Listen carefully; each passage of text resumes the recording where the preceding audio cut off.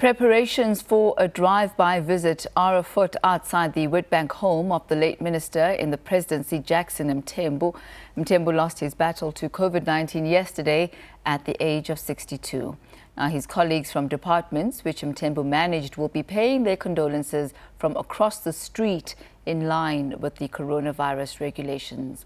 We cross live now to our senior politics reporter, Ziyanda Ngcobo, who is at Mthembu's family home. Ziyanda, it's been quite an emotional day. Earlier on, you managed to speak to the brother of Minister Jackson Mthembu, but I believe you also managed to speak to some of his childhood friends. Certainly, Tammy, and it's been quite a journey here in Emalahleni, just tracking the life of the late Minister in the Presidency, Jackson Mthembu. We visited the Elukanyisweni High School, where Mthembu's political career really began as a student activist and high school, leading then, students in the 1976 uprisings. And his childhood friend, Aaron Ranape, has said was persuasive in the manner in which he was able to mobilize those around him. Let's take a listen to what he had to say.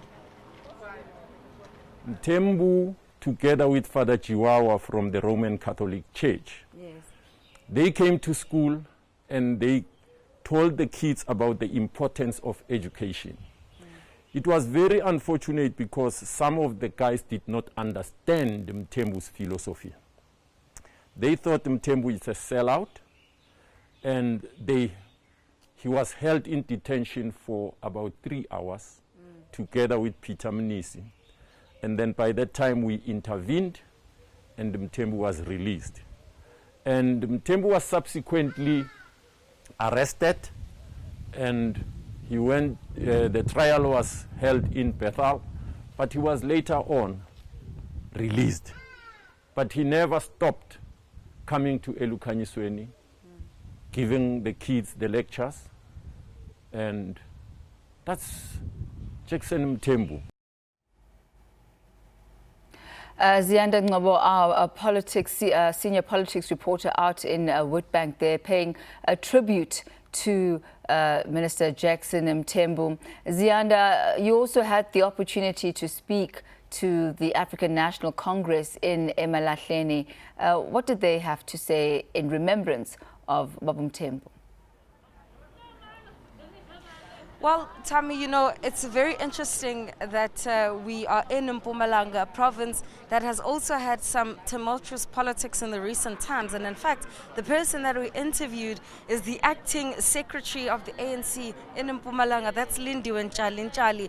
And we reflected then on the role that Mthembu played in shaping her political career. There's a video that's been circulating of Mthembu disciplining a young Julius Malema at the memorial service of a late comrade, and she was reflecting on how she was also there in the youth league at the time, and she's also reflected on how resolute Mthembu has always been about what he believes is right. Let's hear what Nchali had to say. He was firm on disciplining and respecting the principles of the organization. It doesn't start now. It has been there for quite some time. So he used to give us rides. He used to drive these, there was that Passat. I don't know whether you know Passat, the bigger cars, and your Audis, we call them Titanics, because it was this big cars. We're not used to these big cars. We call it Titanic. So he would have young youth members with him as he works the organization. As he do his work, he would be with many people. You'll never see that he occupy a key position. But Comrade Jackson, the love of the people of Emalahleni, because he participated in various activities here in Emalahleni, in your former Witbank branch, because we were a Highveld region. Yeah. And what are the plans that have been put in place, Ziyanda, as far as being able to give tribute to the late minister? Well, Tammy, I can tell you that plans are afoot. 3 o'clock is when we're expecting then the management of teams that Mthembu used to manage, including, you know, the NYDA, the GCIS, for an example. But I'm just going to step out of shots and show you what exactly is happening here in Ackerville, in Witbank. You can see then that there are some family members, friends, and ANC colleagues who've come. And of course, it would be remiss of me not to mention that the numbers would have substantially been higher had it not been for the COVID-19 regulations. The regulations that Mthembu would communicate so eloquently to us as South Africans, and it's been wonderful to see that even here at the Mthembu home there's been strict adherence to those regulations. And also you'll see then a picture has been erected of Mthembu.